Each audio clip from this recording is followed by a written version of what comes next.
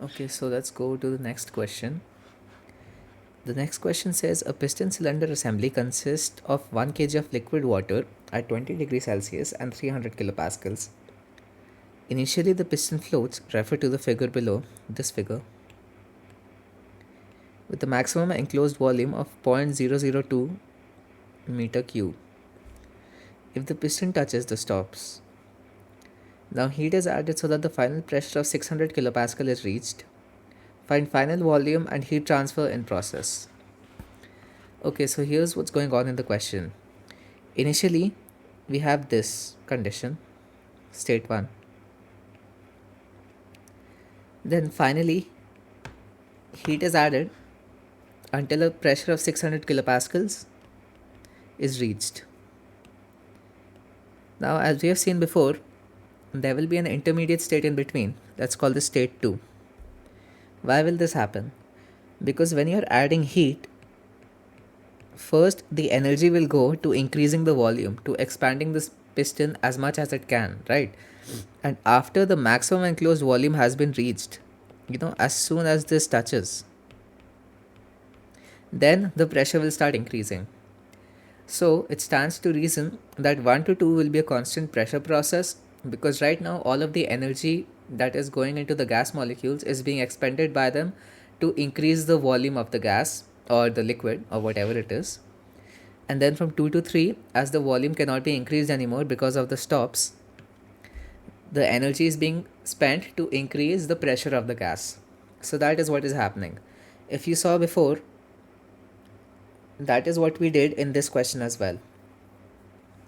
We first had an intermediate state that was losing heat, and then first the volume was decreasing, and then when the volume could not decrease anymore, the temperature decreased.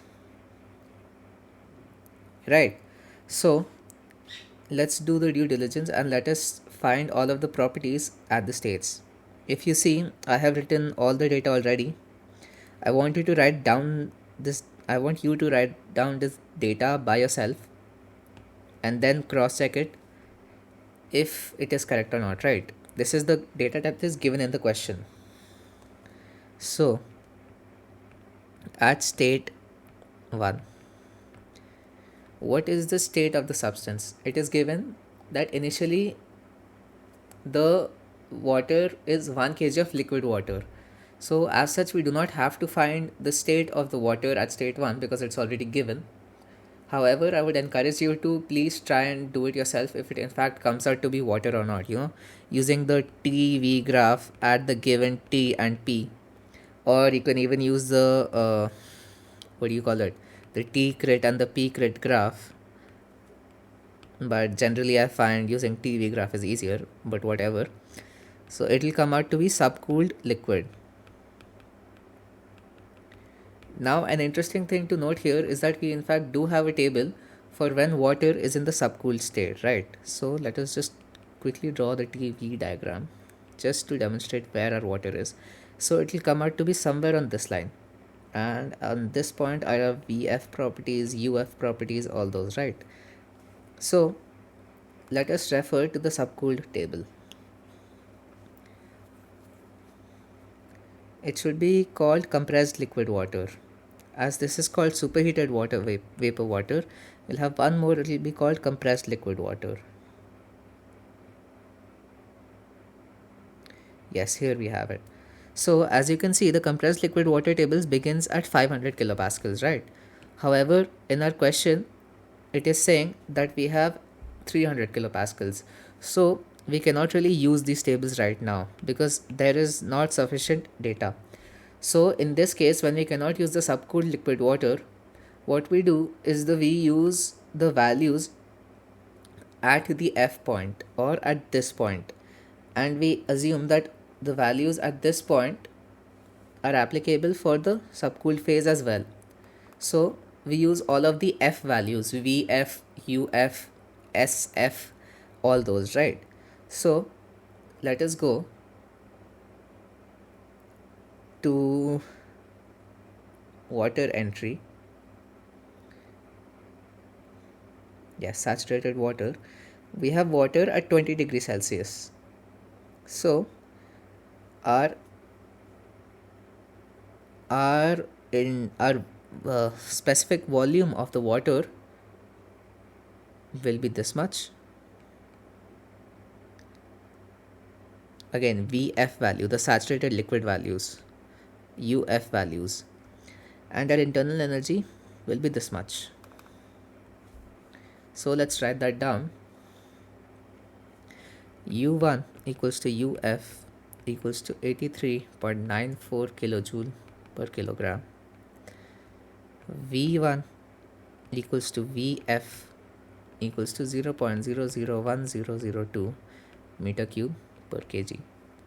An interesting thing to note here is the reason that we did not find the U and V values at 300 kilopascals is because U is a function of temperature only. U is a function of T only. So always find U value or internal energy value at given T, not given P. Right, moving on. We can now do the same thing at 2. Our V2 will be the maximum volume that is enclosed, right? Because remember, first it will expand to the maximum that it can, and that is given to be this much. So our V2 will be 0.002 meter cube divided by 1 kg. It will come out to be 0.002 meter cube per kg. Now we could also find the state at 2 and find the internal energy at 2.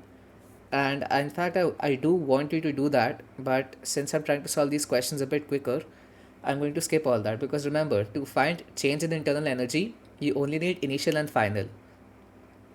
Okay, so like the above question, you can do this, interpolate and find x2 and u2 and x2 and all that.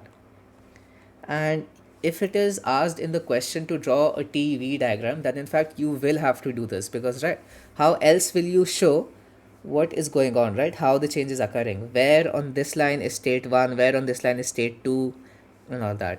But in this question it is not asked, so we will not find anything at 2. So simply we'll go to at 3. Our V3 will be the same, because remember, it has expanded as much as it can. And our U3 we have to find. So our given data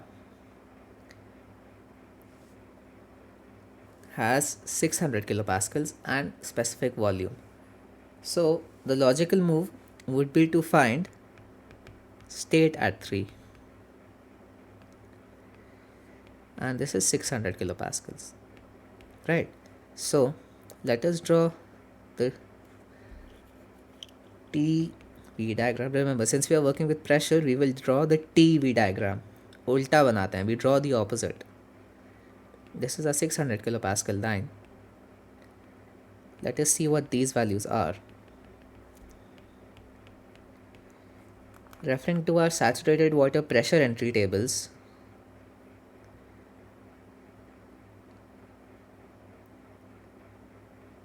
we can see that VF is 0.001101 and VG is 0.31567.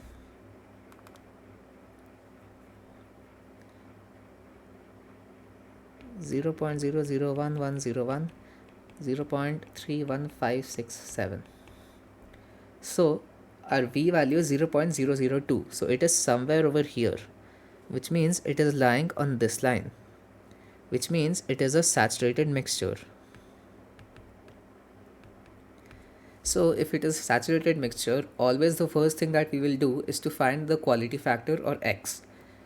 Remember the equation, V equals to Vf plus X Vfg. This value we know it is 0.002. This value we know it is this one. And this value we can see from the table. Just a quick reminder, Vfg equals to Vf minus Vg. But I would never recommend using this formula, since the value is always directly given in the table, so you will always make some mistake while using this. It's just something to keep in mind, right?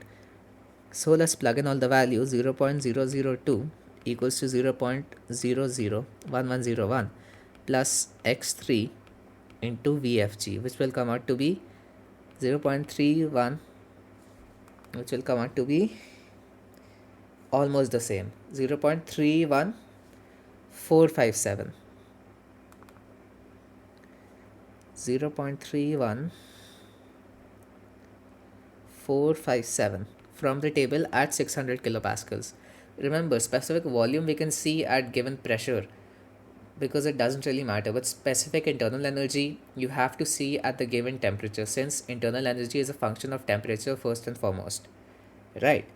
Upon solving this, you will get a very small value of x. I think you will get something like 2.848 into 10 to the power minus 3.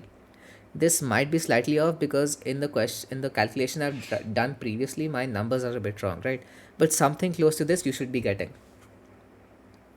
So now that we know x, we can apply this in the u formula. Simply do u equals to uf plus x ufg, and this we know, this we know, this we know, so we can find internal energy at state 3, and plugging in all the values you will get u3 equals to 675.28 kilojoule per kilogram. Okay, now we have found all of the variables at the given states. So let's read what the question is asking us for. Find the final volume and heat transfer. So final volume is obviously 0.002 meter cube because it has expanded as much as it can. And heat transfer. Let us write the first law of thermodynamics. Delta Q equals to delta U plus W. Delta U can be found by doing U3 minus U1. It will come out to be 675.28 minus 83.94. It will come out to be 591.344 kilojoule per kilogram. And work done is work done from 1 to 2 plus work done from 2 to 3. Obviously, work done from 2 to 3 will be 0 because remember, the piston has already expanded as much as it can and it cannot expand anymore. So dV will come out to be 0 as dV is 0. From work done from 1 to 2, we have P dV. This will become P delta V because remember, 1 to 2 is happening at constant pressure because the energy of the gas or the energy that we are supplying is being used to expand the piston. So we can use the P delta V. A P is 600 kilopascals. 300 kilopascals. Remember, we have to convert it to pascals first so that we can get our answer in joule, and then we convert the joule to kilojoule. Okay, never ever do calculations in kilojoules or kilopascals or megapascals. Always do calculations in terms of joules and pascals and then convert it to kilopascals or kilojoules, right? And delta V, delta capital V is the same as small delta V because M is 1 kg here. So we can simply subtract the specific volumes. We can do V2 minus V1. Our V2 came out to be this because it had expanded as much as it could. So doing this will come out to be 299.4 joule or 0.2994 kilojoule. Now it is always good to intuitively verify the sign in the question, right? So as our gas is expanding, it is doing work on the surrounding. So as work is being done on the surrounding, the sign will be positive, and that is what we are getting. So this is correct. Sometimes you will get a wrong sign, so it is up to you to intuitively correct it. If you do not have the time to figure out why you're getting the wrong sign, it's sometimes okay to just correct it intuitively because then your final answer will come out to be correct and you will lose less marks. So delta Q equals delta U plus W, 591.344 plus 0.2994. It will come out to be 591.6434 kilojoule or somewhere close to this because my calculations numbers are a tiny bit off, right? So after this we're going to be looking at another question of similar type. So, yeah, let's move on to that.